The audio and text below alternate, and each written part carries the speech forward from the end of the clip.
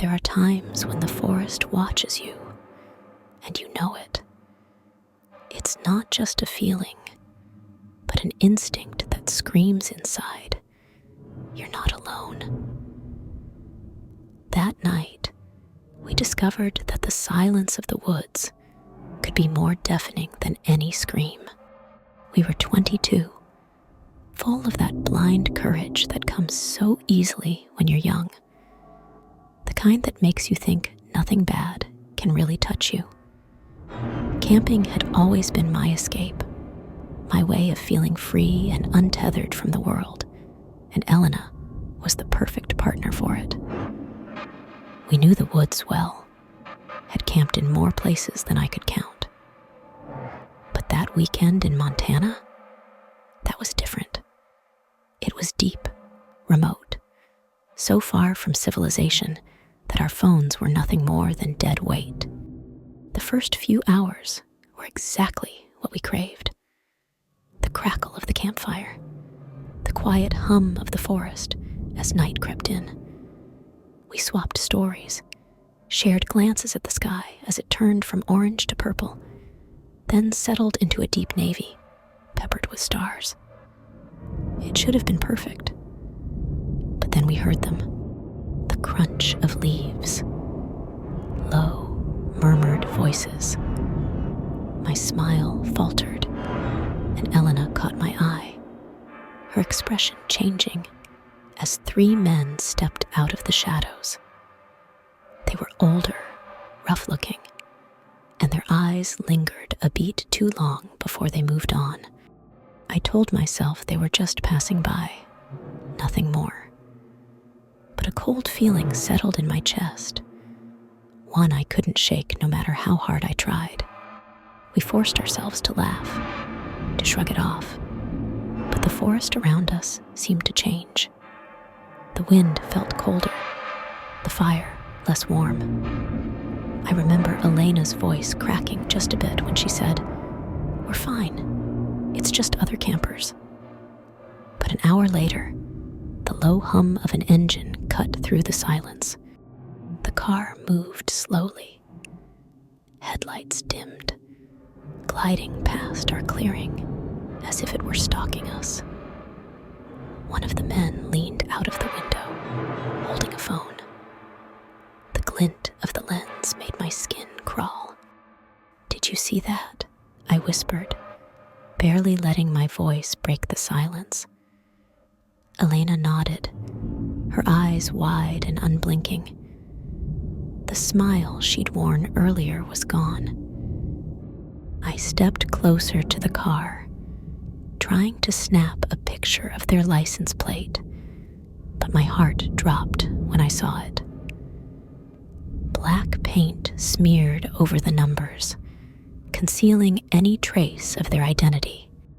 My fingers tightened around the camping knife at my side as the realization settled over me like a suffocating blanket. This was deliberate. We were in danger, and there was no mistaking it. We retreated to the car, locking the doors, cracking the windows just enough to hear what was outside. The decoy tent stood empty a few feet away, an illusion of vulnerability. The minutes crawled by, each one stretching into an eternity. The fire crackled weakly, throwing flickering light that barely kept the darkness at bay. The night seemed to grow heavier with each breath I took. Then it came. A snap, loud and too close.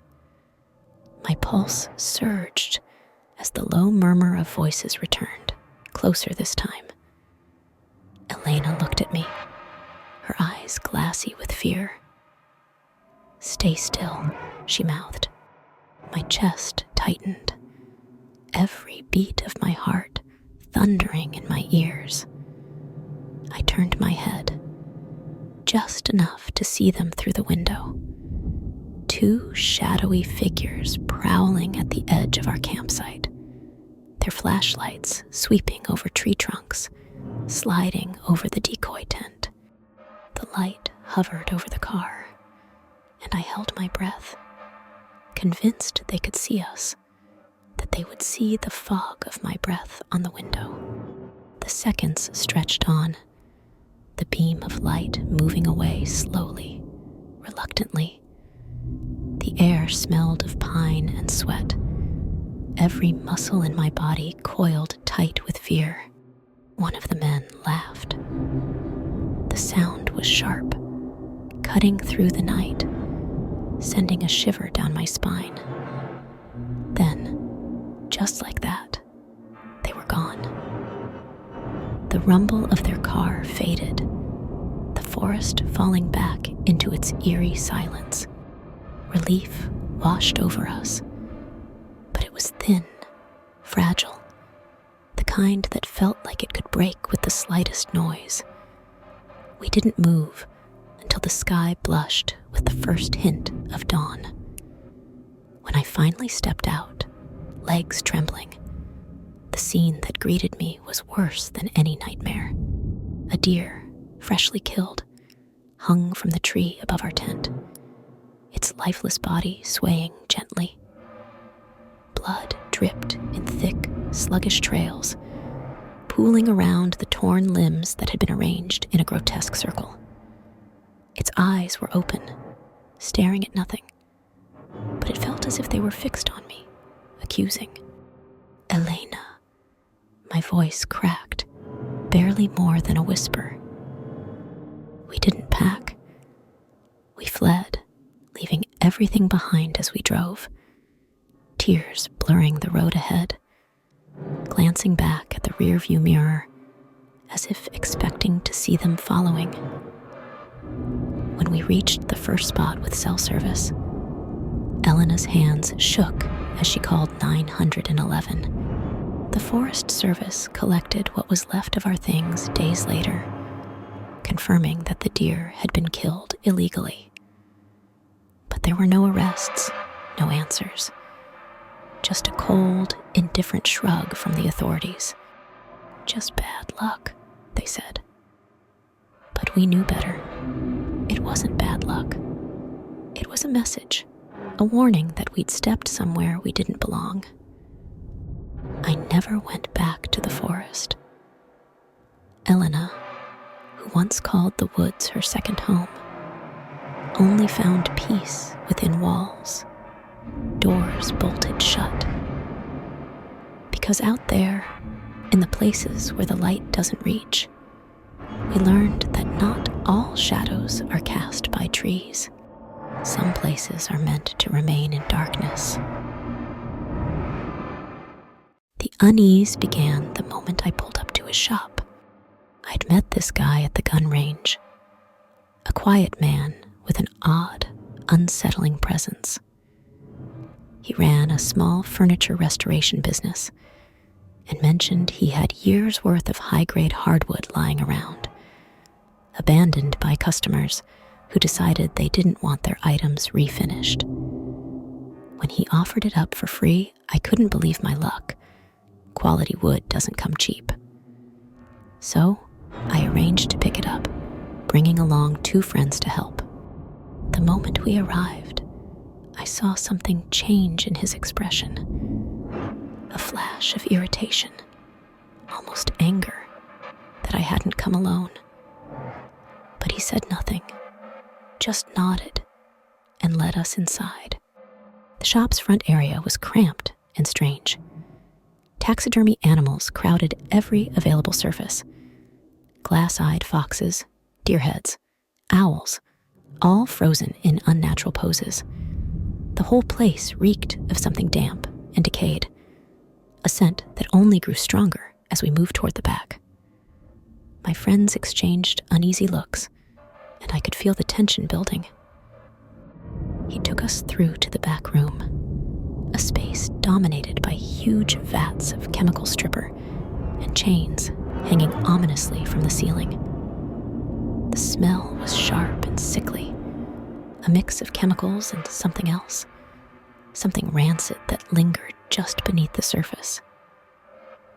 My stomach churned. I tried to tell myself it was just the stripping fluid he used, but my instincts were screaming at me to leave. Then there were the chains. Thick, rusted chains dangling from the ceiling, heavy enough to lift a car, or maybe something, or someone else. A chill ran down my spine, but I brushed it off, focusing on the reason I came here, the free wood.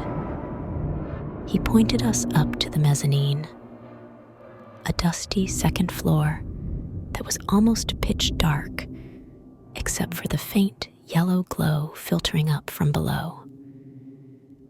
My friends and I climbed the creaky staircase, feeling his gaze follow us the entire way. The mezzanine was split into 2 rooms.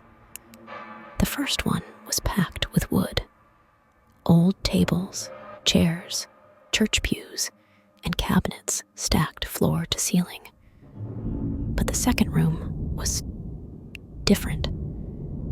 It looked untouched, like a scene from an old horror movie. The room was littered with relics from another time. A cracked rocking chair, an empty birdcage swaying slightly, and shelves packed with worn-out Bibles and faded family photos. Faces frozen in odd, unnatural smiles. The air was heavy, as though it had been trapped there for decades. I found myself staring at the photos, all of them seemingly out of place, and the thought struck me. Why no carpentry books, no tools? Just shelves of religious texts and family portraits. Then I noticed the footprints. Clear, deliberate footprints in the dust, leading straight to the far wall. Following them, I saw it. A hidden door in the wall, almost unnoticeable from a distance. It was heavily padlocked from the outside. My heart began to race. There was something behind that door that he didn't want getting out. Or maybe he didn't want anyone getting in. "Hey man, let's grab the wood and get out of here," one of my friends whispered, his voice shaking slightly. I could see they felt it too, that lingering dread filling every inch of the room. We quickly began loading up the wood, our banter fading as the silence in the shop grew. The man was watching us from below, his gaze dark, and the shadows cast from the dim light seemed to grow heavier. I couldn't shake the image of that padlocked door, the chains, the thick chemical vats. Every instinct was screaming to leave, but I pushed through, determined to get the wood and go. Finally, we finished loading.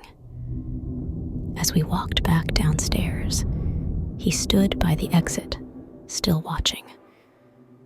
He nodded as we passed, his eyes cold and unreadable. I muttered a quick thanks, and we practically ran out to the truck, barely daring to look back. Once we were back on the road, the tension broke, and we started making nervous jokes. Buffalo Bill vibes, right? One of my friends laughed, but the humor didn't quite land. We all felt it. Something was deeply, deeply wrong with that place. On the way home, we couldn't stop talking about it. The taxidermy, the chains, the hidden room. It felt like a horror story we'd tell years from now, a near miss with something dark. And the strangest part, that man hasn't shown up at the range since. His shop, as far as we know, is still closed, the windows dark. I can't shake the feeling that we dodged something dangerous that day. Whatever secrets lie behind that padlocked door are locked away, and that's where they should stay. It started as just another night shift, the kind I'd done countless times before, driving around the city, delivering food, navigating the familiar routes. But that night was different. The order came in late, too late, and from a part of town I didn't recognize. The GPS guided me off the main roads, past the comforting glow of streetlights, and into a labyrinth of narrow, shadow-draped streets. Each turn felt wrong. The roads twisted in ways that defied the map on my screen. It would tell me to go left, then right, only to stutter and recalibrate, confused by the maze around me. A cold feeling settled in my gut, a creeping sensation that whispered, "Turn back." But I pushed on. This was my job. Finally, the GPS announced my arrival. I slowed to a stop in front of a house that looked as if it had clawed its way out of a nightmare. Tall, narrow, its paint flaked away like dead skin, windows cracked and jagged. The front yard was a jungle of tangled grass and weeds that shivered under the touch of a midnight breeze. The street was silent, empty, too empty. My hands gripped the steering wheel so hard it hurt. Everything in me screamed to leave, but the obligation pulled me out of the car. The bag of food felt heavy, as if it carried more than just takeout. Gravel crunched beneath my feet, the only sound in the suffocating stillness. I glanced over my shoulder, searching for movement, but the darkness held its breath. The porch groaned under my weight, the wood as brittle as my nerves. The front door was cracked open, a narrow line of darkness that beckoned like an open mouth. I stopped, staring at it. "Leave," a voice inside me whispered, louder now. But I knocked, the sound brittle and hollow. "Hello?" My voice wavered and died in the stillness. No answer. The silence pressed in, heavy and suffocating. I set the bag down and turned to leave, the muscles in my legs tensing, ready to flee. And then I heard it, a soft, dragging sound from behind me, like leaves being scraped across concrete. I spun around, eyes straining against the dark. That's when I saw them. Shapes, stepping out from the shadows between houses and street corners. They moved with a strange, unsettling glide, closing the distance in eerie silence. My heart hammered against my ribs as the first figure came into view, stepping into the thin slice of porch light. A mask, white, blank, porcelain-like, devoid of features. Just a smooth, empty face staring back at me. And then another, and another. The masked figures encircled me, their silence more terrifying than any shout. My breath came in ragged gasps as I backed up, feeling the rough edge of the porch railing press into my spine. The food bag hit the ground with a soft thud, forgotten. One of them stepped closer, an arm extending. I flinched, but I was frozen, unable to tear my eyes away. Cold fingers, like ice, clamped around my arm. The touch jolted me out of my paralysis, and I tried to pull away, but their grip was unyielding, unnatural. I opened my mouth to scream, but no sound came.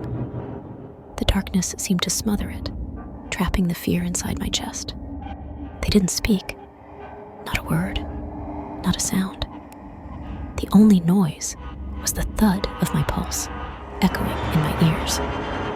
More hands found me, icy and relentless, pulling me toward the gaping darkness of the house. The door slammed shut behind us, and the last of the moonlight disappeared, leaving me blind. I felt them move around me, their presence suffocating. Hands searched my pockets, rough and efficient. My phone, my wallet, my keys, gone in moments. I could hear their breathing, low and even, mingling with mine, which was ragged and shallow. I tried to fight, to twist free, but it was like struggling against a wall. They were unyielding. Then, as suddenly as they'd grabbed me, they let fell to the floor, legs too weak to catch me. My breaths came in sharp, shallow gasps as I sat there, ears straining in the dark. Footsteps receded, one by one, and then the door creaked open and slammed shut. Silence. I was alone. Alone in the dark, the echo of their cold touch lingering like frostbite. My limbs shook as I forced myself to stand, my fingers searching for the door handle. It was slick with sweat, slipping under my touch, until finally I found it and pushed. The door swung open, and the night air swept in, cool and sharp, clearing the suffocating weight from my chest. The street was empty. My car sat where I'd left it, a silent witness. The porch was just as it had been, empty, unremarkable, as if nothing had happened. But my hands were shaking as I stumbled to the car and found the spare key hidden under the wheel well. The engine roared to life, the sound too loud in the quiet, and I drove. I drove until the streets became familiar, until the dark maze behind me faded into the rearview mirror. But I didn't feel safe. The memory of those masks, those cold, unyielding hands, clung to me like a shadow. They had taken more than my belongings. They had taken my sense of reality, my belief that the world made sense. No matter how far I drove, I knew that fear would follow, hiding in the corners of my mind, waiting for the dark. If you enjoyed this story, leave a like and subscribe to the channel so you don't miss the next ones.